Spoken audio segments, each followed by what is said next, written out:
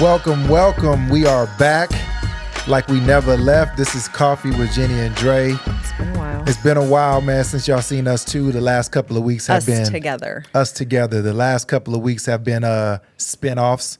Real pretty good, cool little thing that we did where she had her friends and I had my friends. We'll discuss that later on in the pod. But we're happy to be back in front of y'all, man. Just us two. Let's talk about the coffee first before we get into the pod. Coffee of the week. Cool. Is that what we want to call it? Yeah. Okay, so this one technically is not local, but it is called Moose Mountain Coffee. And I wanted to do this one because all of my family lives in Abilene. They're all over there in West Texas, even though a lot of people don't like to call it West Texas. But they're in Abilene. This is a firefighter and his wife who started this. And they started it as a roast. They were first just roasters. So they were just roasting the beans. And they didn't have their own coffee shop. Then they decided they were going to start their own coffee shop. So I love to support them. So every time I'm out, I go. I don't know the notes in this one. Neither of the owners were there to where I could like really talk to them. Yeah. But this one's called Texas Roadie. I believe this is the only roast they have right now. Okay. They were doing like multiple roasts, but I think this is the only one right now. We'll tag them. If you're ever in Abilene, definitely go and support Moose Mountain Coffee. My brother is also a firefighter, so I love to, I don't know, I just feel good when I go and support them. Tell me what you think. Oh, I like it. Yeah. So I'll tell you, if you do go, they have a dark chocolate, cold foam, cold brew coffee. It is so good. So they do like a chocolate foam on top of the cold brew, but then I think the cold brew actually tastes like chocolate too. So that coffee is awesome. No, it's real good. This is real good, straight up. Yeah. I like it. I wish you knew the notes on it because I'm really not good at tasting all the notes. So it's not very acidic at all. I'm this coffee connoisseur now. I don't know the notes either. It's really good. Not bitter, not acidic, just like really smooth and good. We don't even have cream today, and he likes it. Yeah, it's real good. So check them out, Moose Mountain Coffee, Abilene, Texas. We are back. This is season 3, episode number 7. We have 3 more episodes left in season 3. And then, we take a little break and we'll be right back with y'all. My wife and I are straight off of vacation mode. As you see, she has that vacation hair going on. Flowing She's Baja got it braids. flowing, looking real good with the Baja braids, looking beautiful. And you have a change. I do. I cut my beard off. And he's one with the fresh face, so everybody can see those dimples, you know what I mean? Right. And he's mad because he walks in and he's like, you didn't even notice. Okay, you're not mad, but I didn't notice. But the reason is I don't realize how when we're busy, I don't look, he's much taller than me, so I don't look up at his face. I tend to look at his chest. So the whole time you've been here, I haven't even like looked up at you, which probably isn't a good thing. So I hadn't even looked at your face, and we had been getting all this stuff together or whatnot. For sure. So, but also a lot of men don't realize when women cut their hair or dye their hair or do anything different. So. You do, but like you'll be like, looks nice, or sometimes you don't. Say anything. I notice because when you pay the bill, you kind of notice when something's getting done. When it's because hair getting done costs $300 for women. Oh, I didn't know what you were talking about. That shit gets expensive. So, whatever. like I said, straight off vacation mode. We went to 2 places. One place longer than the other. We started off in Costa Rica. Ended in Scottsdale. Scottsdale is amazing. Hot as hell. Definitely don't go in the summertime. Holy cow. But it's beautiful. Scottsdale, their food is ranked number 1 to me. Man. Like they just beat out Austin. All Definitely of their ranked food was number so 1 to good. me. Scottsdale. And then just the scene, the mountains and the desert look, like all of it. Every time we've gone to Arizona, we really, really like it there. For sure. And yes, like Phoenix, Scottsdale, super hot, but you can drive an hour and a half north. Yep. And it's 80 degrees. For so sure. we ended up doing that up to one the of the mountains, days. up a little closer to the mountains. So you go higher elevation, and it was much nicer. But I mean, your skin is melting off out there. Yeah. And if you ain't got 10 on your windows, it's trouble. And especially if you don't have AC at all. Gosh. You can't travel And that's coming from Texas people. Like, it is hot here. Yeah. The hot there is different. When you wake up at 7 in the morning, if you wake up at 6, 7 in the morning, it's already 100 outside. 90 It's plus. already 100 outside. Yeah. It's crazy. But like I said, vacation mode. How'd you like Costa Rica, babe?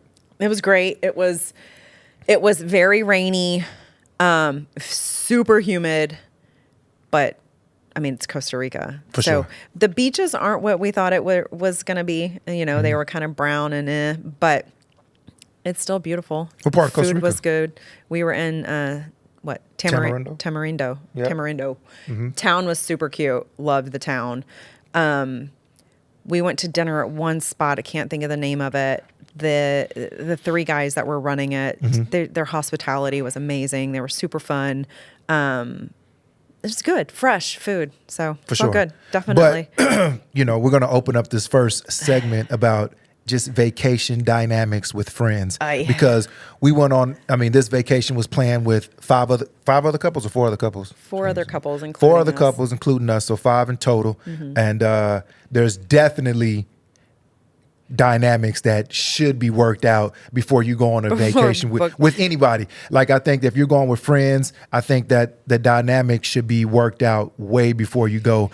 Even because, we went with a couple. They're from California. They had never met like three of the other couples, but they were friends with the couple that we was going on with. And then it was us and then two other couples. It was like, not like all of these people ever hang out together. Maybe that's where we should have like reevaluated. For sure. And I think when you do go on these trips, y'all should definitely hang out before y'all go on these trips. Like, y'all should be able to, y'all should go have dinner together a few times because that dynamic definitely has to flow. It kind of strains, like, because like we are the mutual grounds between a lot of the couples. Yeah. And so,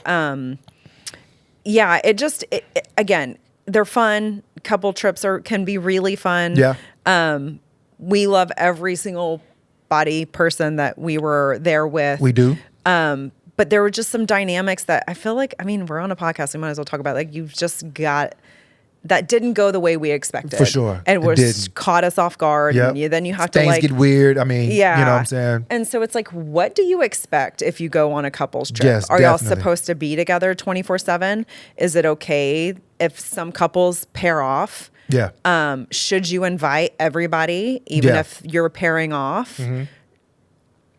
How do you not hurt feelings, but also do whatever you want to do? Because that's really, you should be able to do whatever you want to do. Like, for sure. For me, like, I would feel like I need to, if I'm like, we're there with everybody, my thought is I'm going to invite everybody to do whatever it is I'm doing. And then I would probably expect some of them wouldn't want to do it. And that's fine. Sure. I wouldn't be butthurt by it.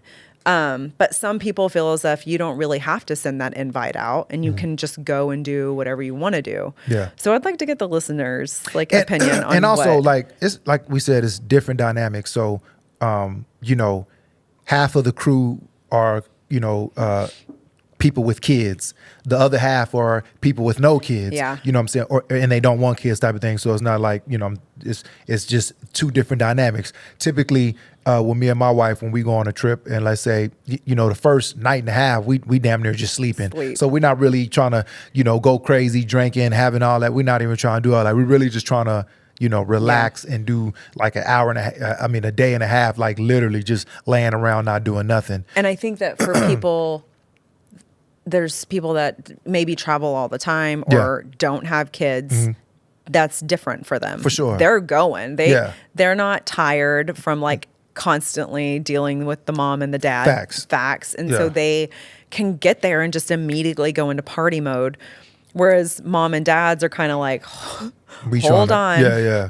Just took a day of travel. We're emotional because we just left our kids for over a week. So we're like digesting all of it. For sure. And so it's hard to like switch into party mode. Yeah.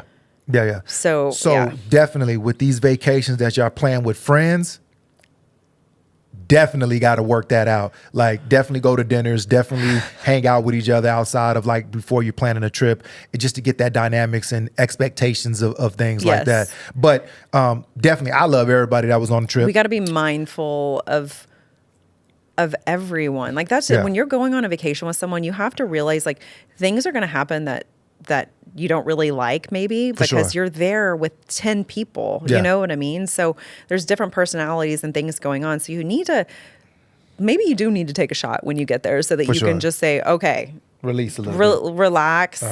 These people might want to do this. I want to do this. And everyone should be able to do their own thing and have fun. So, yeah, I would like to know what everyone Let me know y'all feels. dynamics, how y'all plan those trips. But just to be clear, that group that we just went out with, we love them all. We won't be vacationing with them again, though. Like, that whole group won't be vacationing again. I know that, like, just because of... Not necessarily because of us. Not because of us. I'm saying, like, that dynamic of groups, that 10 people won't be vacationing again. None of them will. Like, none of them will be vacationing again. But me and you could still go with every single one of those. We could definitely go, like, with either one. But I'm saying, like, that group won't be grouping again. They won't be grouping again. At all. So, shout out to our California friends. Yeah, so it just won't be that group. I want to talk about, like, you know, before planning and going on this vacation, like, I want to say, like, kids are such liabilities. Like, these little fuckers think they just... What do you mean? They don't bring anything to the table. Kids don't bring nothing to the table. They're liabilities. Meaning, like, so also, you know, before we went on a trip, you know, my wife takes the kids to grandma's. You know, she's freaking emotional, kissing them, and she's crying. You know, the kids can care less. They don't give a damn. Quick hug. They know they're at grandma's house. They know that the little one knows that she can have a pacifier in her mouth all day. She can be on her iPad all day. The other ones, the older ones know we can swim all day. We can do whatever the hell we want, eat what we want. Mom and dad are going to be gone for a week. No water, I think, in that whole week. They can just do their whole thing. Mom is emotional wreck. Like, she's crying, you know what I'm saying? But kids can, like, they can care less. Dad, you know, I'm either or. You know, I'm sad and shit, but, like, you know, it's whatever. Mom, you're just emotional. But kids can care less. What does this have to do with kids being liabilities? Because they are. I just was thinking that to myself. That was just like a separate statement. Yeah, they're just liabilities. They get on my nerves. Like, they need so much. Yeah. Like, they need to be fed. They need to be clothed. Yeah. They need to be bathed. Yeah. They need so much. But they don't bring shit to the table. They injure themselves and go to the hospital. And they bring nothing to the table. Which is part of, like, my mom fear of leaving. Like, even I was, like, laying with Naomi, knowing I was about to leave her. And I was getting her to go to sleep, take a nap. And I'm, like, taking pictures of her because I'm like, oh my God, I'm about to leave her. She can care less. And I think it affected her, but she wasn't sad in that moment because she didn't know what was happening. Yeah. But I walk into the kitchen with my mom and she's like, are you about to leave? And I'm like, I just, like, start bawling, and she's like, gives me a big hug. She's like, Jenni, it's gonna be okay. And I'm like, granted, though, this is the longest we ever been without our kids. Without Naomi, especially for sure. With the little one. Like, we've never been 5 days without, like, the kids and shit. And it was longer than 5 days because we had to get back and I had to pack. So it was really like, and then by the time we got home, it was like a 7-day situation. Being we never away left from that them. long before. And it was not easy. Yeah. And then you have to worry, like, I'm way far away. Like, what if they hurt themselves? What if? And then, like, it's just so much goes into traveling as a parent and your fears and your worries, and especially as a mom. Yeah. Not that dads don't, but it's different. You're not going to cry and take photos of your kids before you leave them. Not at all. Although you were like, I don't like this. I don't like this. Yeah, I mean, because it was a longer period of time that I've ever spent with, without him. So I was definitely a little bit more emotional than normal. But it was good, and it's needed, and you need to do it. No, I think it's super important. Yeah, I don't want to go 7 days again without seeing him. Okay, I'm not saying 7 days, but it's good to get a break from your kids. Like, even my mom said, Jenni, they need a break from you too. Like, it's not just about you. Like, let them have a break from me being like, no, you can't have that, or yes, you can't have this. But also, it's always, so when they do 5 days or they do a week with grandma, when they come back, it's like a whole 3 days of getting them back into, like, how we run things at our house. So you gotta be, so you come back and they're doing all the wild shit. So you haven't seen them in 7 days. So now you got to be stern a little bit because they doing all the wild shit at grandma's house. And when they get back to us, it's like, we got to be back to, like, oh, hey, listen, you know you ain't supposed to be doing that. And Naomi needs structure. Like, she takes a nap every day. She is a kid that she knows exactly what she can get away with. Naomi's 3, by the way. And who she can get away with it for. So, like, she had her way with my mom the whole time. I mean, she literally watched her iPad all she wanted, had her baba, her binky in her mouth at 3. I know, guys, but all the times that she wanted it. And then, like mom said, I don't know that she ate anything besides cereal. Yeah, cereal. Yeah. And not the cereal I would buy. We're talking like the good cereal that's what she was eating. For sure. So, that whole that's how a vacation goes when you have kids and they go to grandma's and that whole dynamic of everything. Work when you leave, work when you get back. Facts. To get everything back into order, for sure. Yeah. And keeping on the same topic of kids, I wanted to ask the question of like parenting adult children that think they're, grown. We have two 20-year-olds, twins. One lives with, both of them live with us now. But how does that work when they think that they are grown, they're 20 years old, but they still live in your house? How does that parenting thing work? Like, what's the expectation? Do you, like, if they go out somewhere, do they have to check in like, hey, I'm at such and such, or I'm going such and such place, because they are 20 years old, right, but they're still living in your house? Like, what's your advice for like parenting that thing? 20-year-old twin girls, by the way, advice because not people boys. Parent so differently. Yeah. But what I've told ours is, I don't need to know your every move. Yeah. But while you're under this roof, there are rules. Like, you're going to help out around the house. Yeah. I don't want to know where you're going every second, but I need to know about what time you're coming home, because we set alarms. I'm not going to wake up at 3:00 in the morning and worry about where y'all are. So I need to know about what time you're going to be coming home. And if you're going to be past that, courtesy texts, let me know. We don't have girls that stay out all hours of the night. So that's never a problem at our house. But that's one rule I would be like, that's kind of it. Other than that, as long as you're not leaving, you're grown, you're an adult, you're no longer a child. So I'm not taking on 2 more adults when I have 3 other children in the house. So fend for yourself. Like, get your laundry done, get it out of my dryer, get the dishes. I'm not going to put away your dishes. Yeah. Clean up after yourself. Y'all are grown. So like, that's the boundaries. As far as like I set being 20 and like discipline, is there any disciplining? No, it's like the conversation we had. I think discipline. No, I think we've done our jobs as parents to discipline them. They know at this point, right from wrong. They do. But like I told Jayla, there is a hard push and pull when you get to this age and you still live under your parents' roof, because you want to be an adult and you want to make adult decisions, but you're not adult enough yet, because otherwise you wouldn't be living in my house. For sure. So like it's a fine, because they think they're grown, but yet they don't pay any bills. You know what I mean? And so we still have rules, like that you have to abide by. And it's annoying because you think you're grown, but as long as you're in our house, you can't, do certain things. Like leave the house at 3:00 in the morning without saying something. So these are girls. They ain't leaving the house until 3:00 in the morning, period. Never. Right. Like, that's that not too. Even. Well, kids, leaving. What do you mean? Well, when they live on their own, they could do it. Yeah, but they don't have my rules. And also kind of being exaggeration here, but no, they don't. But again, if they live by themselves, they could, if they wanted to, and we wouldn't know any different. For sure. So, I think it's just they're in that like really hard spot. Because they want to move out. They keep, they do want to move out. They're trying their hardest. They're saving money.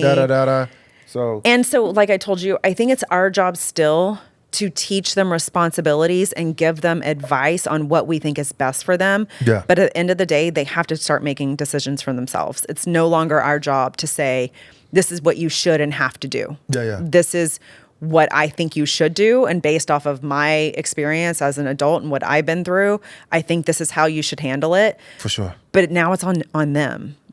And if I was living on my own as soon as I graduated. Me and you both. And so gone. If they choose to not take our advice, I can't demand it of them.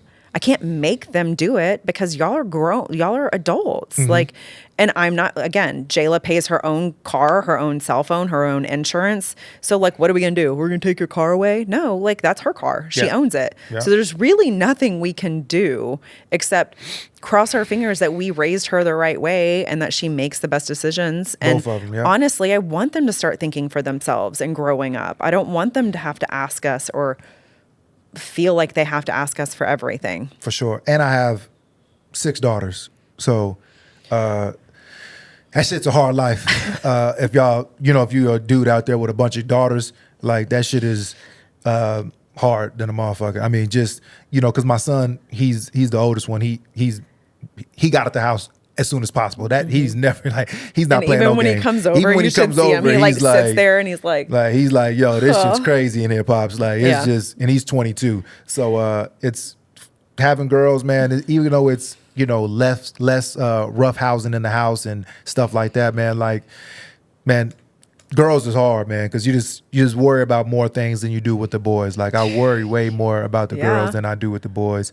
And I feel like I parent different. I parent my girls different than I parent my boys. You should. Not saying that I'm rough on the boys, like, oh, you can't do this, but I just want them to be more prepared for the world and things as a man. Because, you know, learning how to provide, how to protect, how to, you know what I'm saying, your word is bond, you know, how to shake, you know, hands, how to look people in the eyes, always be a stand-up gentleman like that. And with the girls, you know, I feel like my parenting style with girls is like, I get it, you know, everybody's the independent, I want my daughters to be independent. They don't need nobody for nothing, all that type of stuff. I don't teach like that. No. I do teach independency so they can, you know, understand like they can survive by themselves. They can do for themselves and all that. But I'm raising how I feel traditional women to be mothers, to be wives, to be, we're just traditional in that way, but we do instill independency in them. Yeah, and goals and aspirations and all of those things. Definitely. But we tend to lean more, because we both are business owners, so we tend to lean more towards do what you want to do in life, and then that means start your own business. Like, watch us do it, and you know, that type of thing. We're not big on you have to go to college parents. We're not big on that at all. So, what was I going to say just now about it was something about Jade. What all were you saying? I don't know. But oh man, I had a good point. Anyways, I lost it. But girls, I think it's different too how you raise girls, or how I remember, because I grew up with all boys and I was the only girl. You were like, it's not like I'm hard on them. No, you're harder on girls. Like, I couldn't do anything. My brothers could do whatever the hell they wanted to. Like, oh, see you later, Mom. And I'm like, why can they just go? Like, they literally can just walk out of the house. Is that how it was with you? Of course. I could never. Like, my mom had to know where I was, what I was going. And that's the thing with girls. Like, you worry about them in a different sense. Like, because all the time. I'm the protection. Yeah. Got to protect. Oh, that's what I was going to say about Jade. So we talk about girls. So Jade, I love this about her. So she's like trying to figure out if she wants to be in school and what she wants to do. And she doesn't really know at all what she wants to do. But her main goal is she wants to be a stay-at-home mom. Yeah. The issue is she doesn't know what to do before she gets to that role. She's like, what's that in between role? She wants to be a stay-at-home mom, take care of her kids, and cook, and just be a stay-at-home mom. That's what she really wants to be. So she needs the husband first to get the kids. So she doesn't really know what to do until she gets to that point. And you know, some people might look at this and be like, "That's what your daughter," but that's what she's really good at. She's done it a lot. She's, you know, taking care of her younger siblings too, like when she was, you know, so she's nurturing and wants to be that, then cool, but it's just funny. And she's a nanny. I mean, like, she does all the things. She's a nanny now. Yeah, so she just, it's just funny seeing that, because now it's our job to like direct her and be like, okay, obviously you're 20 and you don't have that right now, so what are we going to do in the meantime? And if and when that even happens for you, you never know, but that's what she wants, which I think is. But she also does want to own her own business as well. She wants like a little cafe. Yeah. And so, again, that takes steps. She's got to make those steps and make those choices for herself. And we can guide her in that as long as she lets us. That's how I see it, right? Yeah. Anyways, I just thought that was hilarious that she was like, but I just really want to be a stay-at-home mom. Like, okay, I feel you. That's how it goes. Yeah. Let's talk about the spinoffs, how that went. You want to talk about yours first? Well, I go, since mine went first, right? Yeah. Okay, yeah. We were episode 5. It was Tequila with Dre and the boys. I had 5 of my good friends on there. And, you know, we talked about just like the different stages that each one of us are in. Right. You know, so, you know, Matt being, you know, he's been married and divorced and now is engaged now and doing this love thing again, and you know, all that good stuff. And then we had Marcus, who was you he's dating a woman with kids and how that dynamic works. We had James, who used to be, never just dated girls all the time and then gets married, and then the bachelor life turns into just being a happily married man with kids. Then we had Brian, who's fresh into a relationship, still in that honeymoon stage, figuring out, I'm going to be with this woman for a long time and all those things. Then we had Ace, who's our single partner, who's just still in search of just finding maybe the right one and still figuring out things for himself. He's the youngest one of the crew. So, all those things. But thought it was a hell of a show. And we touched on some good points. The guys had some real good points and good answers to my questions. And I think it was awesome, man. If you haven't checked that pod out, it's episode 5. It's on YouTube. Check it out. Yeah, it's really good hearing like the men's perspective and several different men all at different points in their lives. Sure. We did have to call. Can we talk about the James thing, how we had to call him? Because I was like, there was one comment that as a wife, I was like a little bit messed up by. Okay. And then James obviously explained himself, and I get it, but I kind of want to put it out there. So like in the conversation with you and the guys, y'all were talking about maintenance, sex, but yes, we were talking about sex, but James's words were, when you're with your spouse, it turns into like a maintenance routine. For sure. And I was just like, I don't like that. I didn't like the way it sounded. And he was so funny. He was like, listen, I'm probably going to have to explain that to my wife too. But I get what he was saying of how sex is so important in a marriage and how it does like maintenance the relationship per se. Yeah, for sure. Right? It's needed. And sometimes it is work, right? Like we need to do this. Sometimes, she might be tired, he might be tired, but you got to still, perform sometimes. Yeah. And it's not like at the beginning where you're just like, oh, yay, everything's exciting. And so, yes, a lot of it is work. And so nothing is wrong with what he said. Yeah. Like he was being very real and very honest. For me, what it was like, like I would hate to hear you say like, our intimacy is just maintenance for you. Yeah, for sure. And I say that because y'all are such sexual creatures anyways. Like I feel like y'all are happy no matter what. And I shouldn't say that. Yeah, I know. It's really not no matter what. I know that y'all have needs and desires too, but like it's a reality check, I guess, to hear like y'all look at it as maintenance. Cause I guess I was just, maybe I'm on my high horse of it's good for you no matter what. And so... Okay. So to hear the word maintenance, I was just like, oh shit. Yeah, it's like a car. You got to do the maintenance checks on them. Oil checks. Yeah, brakes are good. Running a little for sure hot. Yeah. So how was the girls? Girls I think went really well. It's funny. This is how different girls and guys are. All of my girlfriends hate the way they sound on the air. They don't like listening to themselves. And they was wondering how they look. None of my boys even worried about how they look. Overthinking how they look, how they talk, if they said something wrong, if they didn't. I'm like, I guarantee you not one guy was like, hey, how'd my shirt look? Or hey, how? And Candace, she had like a hair. She was like, oh my God, that bothered me. Or Vanessa, she's like bold, words. Or they all said this, but Vanessa's was hilarious because she was like, I'm going to change the way I talk now. And I'm like, what do you mean? No, once you hear yourself on a podcast, you do sound different. For sure. It sounds different and you have to get used to it, but nobody else thinks it sounds different. It's just you having to hear yourself. Yeah. And so, but outside of that, I think we did really raw moments of being a wife, being a mother, or just being engaged and having no kids, struggles of being a mom and the pressures that we put on ourselves. So if you haven't listened to that, I think we did a really good job. It was a fun conversation. Go check it out. 6, check it out on YouTube. Yeah. It was pretty good. Check it out. It's pretty good. It was fun also having our friends.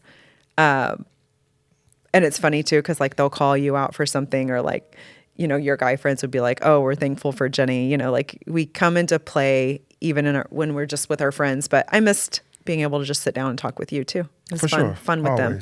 So this last little segment, man, we got some questions for some viewers that, they want some answers to. One is about last name in marriage. That's the first question we're going to talk about. How do you feel about, they basically were saying like he's about to get married and his wife doesn't want to take his last name. Like, How do you feel about that? I have a friend that no. You don't. That was the totally okay, different. yeah. That was totally different. No, because even if she were to get married, she was going to just keep her same last name. Okay. So no, I have a friend that chose she wanted to keep her last name. Yeah. I couldn't wait to get rid of my last name because I looked at it like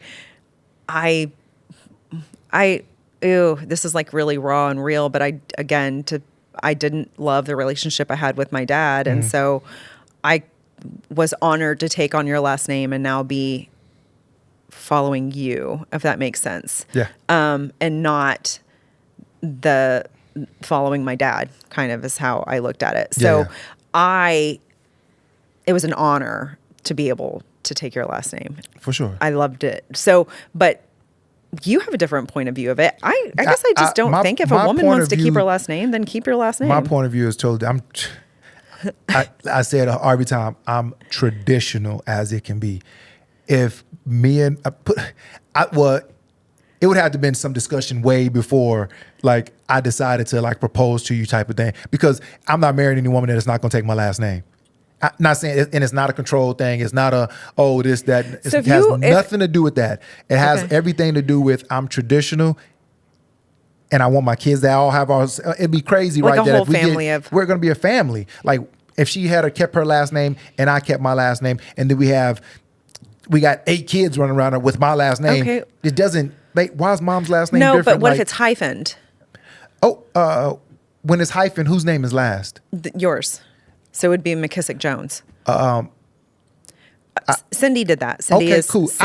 I can probably get around it, take a time, but I'm traditional, and I wouldn't marry a woman that didn't want to take my last name. So when I think about Cindy, personally, that's just me. Don't get all crazy in the comments. You know how like you get. Me personally, I'm not marrying a woman that's not going to take my last name. And it has nothing to do with control. It has everything to do with tradition. And we're going to be a family, and all of us having the same last name, kids and everything like that. Yeah. I don't want no confusion. So what I don't know is if it is hyphened. So like when my friend goes to write her last name, does she write both last names or does she just write Crow because that's the last name? I don't know. But I'm not mad. Like I can see why she did it. Because she's super close with her family, and the Carries and Salina, everyone knows them. Like, no, it's not like a celebrity where they keep, their last name for reasons. But she's super close with her family and loves her dad is one of the most amazing men I've ever met. What up, Steve? I know she doesn't let him watch us, but Cindy watches us, but he's awesome. And so I feel like when you have that really good relationship with your dad, and she still took her husband's last name, but she's Carrie Crow. Yeah. But I think she probably just says Cindy Crow. I don't know that she ever really says her last. I don't think she does. I don't think she says both of them. And I got 6 daughters, and I mean, I'm not telling them, hey, listen, keep my last name, just hyphen, you know what I'm saying? But would you be mad if they chose to hyphen it? No, I wouldn't be mad, because I said I would. I don't know. But would you say you shouldn't do that because it's not traditional? I would tell them how I feel about it. Okay. I would marry you if you didn't take my last name. Like, that's just me. I'm old school. I'm traditional. I'm just. If you hyphen it, you're still taking the last name. For sure. That's why I said I'm on the fence with the hyphen. Iffy with that? Yeah, okay. I'm on the fence with the hyphen. So just me personally, and you asking me the question. Me personally, I think that the woman should take the man's last name. Has nothing to do with control, has everything to do with tradition, has everything to do with family, and have everybody in sync as one. Well, and then there's a lot of women that take the man's last name, they have children, and then they get divorced and they keep that last name because they all still have the same last name. Yeah. And so, I don't think there's anything wrong with that. Has it been a case where the man takes the woman's last name? Oh, wow. I wonder if there's ever been a case. I feel like y'all let me know if there's ever been a case where a man and a woman have gotten married. I guarantee and the man there has been. Took the woman's last name, and if so, let me know. I would need to know why. Yeah. Unless maybe their last name is. It doesn't matter what the last name, how's it spelled, how hard it is to pronounce. I need to know why, and that can't be the reason because it's a hard pronounced name. Well, what if you're Oprah Winfrey, and so I'm not taking Oprah Winfrey's last name. What's her boyfriend's name? Stedman. Stedman Winfrey. I'm never taking a woman's last name. Nothing wrong with it. I'm just not doing it. Right. So I just want to know if there's ever been a case I'm sure where they did they're that. out there. Y'all let us know, though, and how y'all feel about that. Okay. What's this next question up here? I don't want to do that one. We'll end the last one with that one. Okay. Another question is from our social media is we got two questions. I'm gonna answer the first one, you answer the second one. The first one is one advice you would give a new married couple. Okay. I'm gonna answer that one. Okay. Or you want me to let you go first? Go for it. Oh, the only advice I think this is a big advice. We live by it. I think that one advice that I would give to new couples is, new married couple is, whenever y'all are having problems in your relationship, whenever you're having problems in your marriage, don't go tell best friends, moms, dads, whoever y'all closest people are, don't go run and tell them your problems. My reason for that is they start judging the other person in the relationship different. If I went and told my mom everything that my wife has done or said or did anything to hurt my feelings and all that, she would look at her in a different way. If I tell my best friend stuff that my wife has done or said or might have hurt my feelings, they're going to look at her a different way. Because, so you can't really just tell all your business I'm not saying that you can't tell your best friend and your mom and them some little stuff like that just to get some advice on it. But my thing to say is basically, if you need to really get off your chest and tell somebody something, get a therapist. Then you can tell them, because they're judgmental. I mean, they're non-judgmental, and they are they're just there to listen. Me personally, if I have something, I don't have to tell anybody. I don't got to tell a therapist. I ain't got to tell my friends. I can really keep it to myself and handle it internally. So I think what happens is when you do start telling mom, dad, best friend, they are automatically going to defend you because you're their baby, right? Yeah. Or friend. Yeah. And so then they get defensive and they can't clearly see both sides because they're always, and they're supposed to, they're going to defend you first. Yeah. And then it leaves a sour taste in their mouth. Mm-hmm. And they won't forgive like I would forgive you because you're my husband. If I choose to forgive you and get over it, doesn't mean if I told them all of everything that they're going to. Facts. And then it just makes things super awkward and weird. And then petty fights happen. So yes, I strongly agree with that. Leave, especially your parents, out of it because they will defend you no matter what. For sure. And you could be wrong when you go to them, but they're not half the time. And not saying you can't tell your best girlfriend, your best homeboy about y'all problems just to get some advice. You know what I'm saying? Because it's always good to get some advice, especially, I wouldn't go ask for some advice from any of my single friends because they don't know anything about being married and just how that dynamic works. So I wouldn't advise you to go ask a single friend about marital problems. You should definitely, if you want to, have a friend that's married and just to be able to talk, just to shoot some things, just don't tell them all your business. So what I think is important too is know who you're talking to. So like, for instance, I can tell Candace pretty much anything that goes on, but because we've had the discussion of she respects me, respects you. And so she will also tell me when I'm doing something wrong. Yeah. She will also call you out if you're doing something wrong.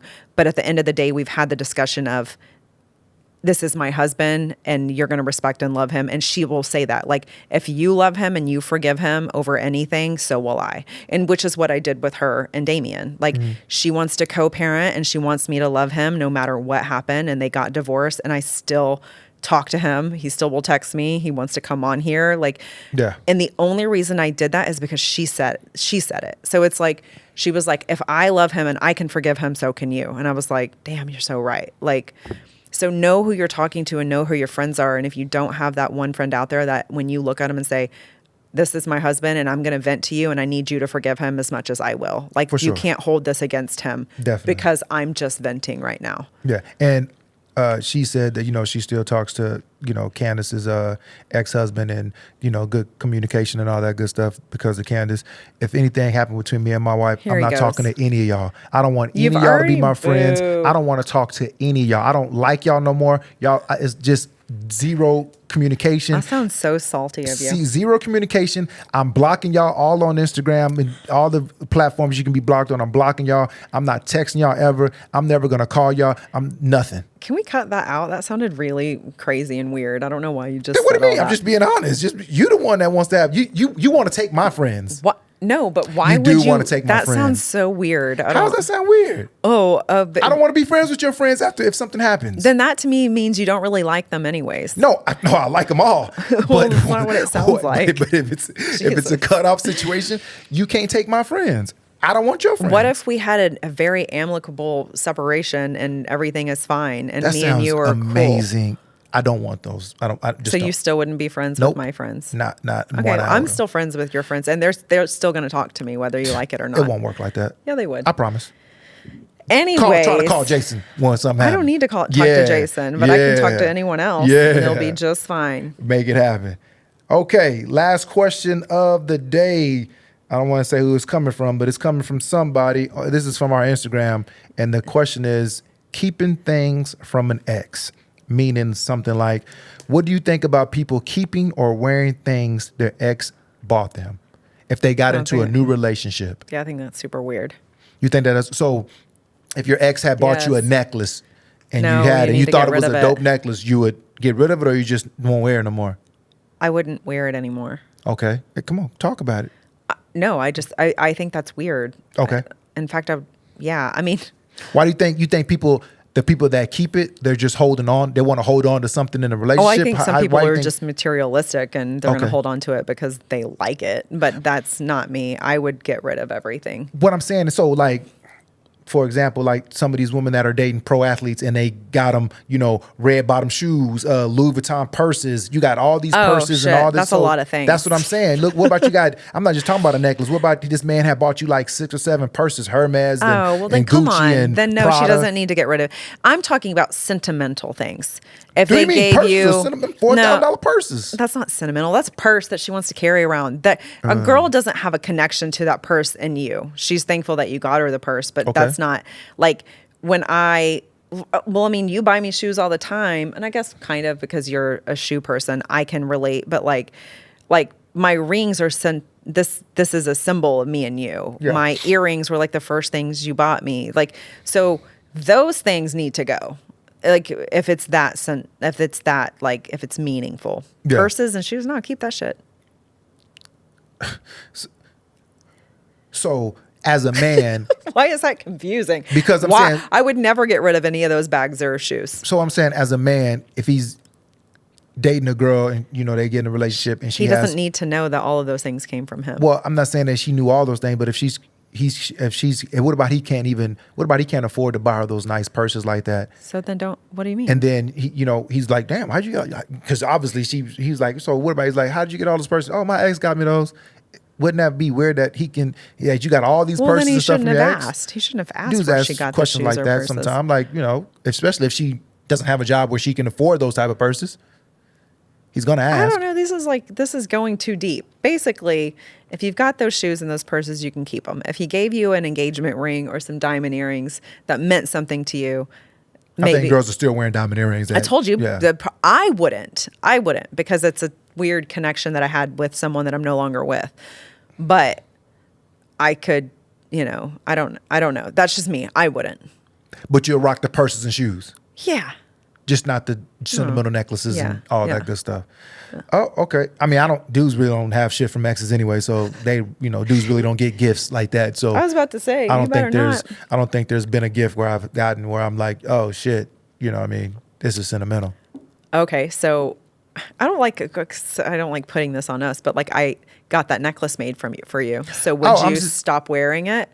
The necklace? Yeah. No, it's my father on here. What I know. So I'm just saying, I'm totally giving different. You like a. Mine is. This is not like a. That's like a. This is honor of my father. It has nothing to do with like.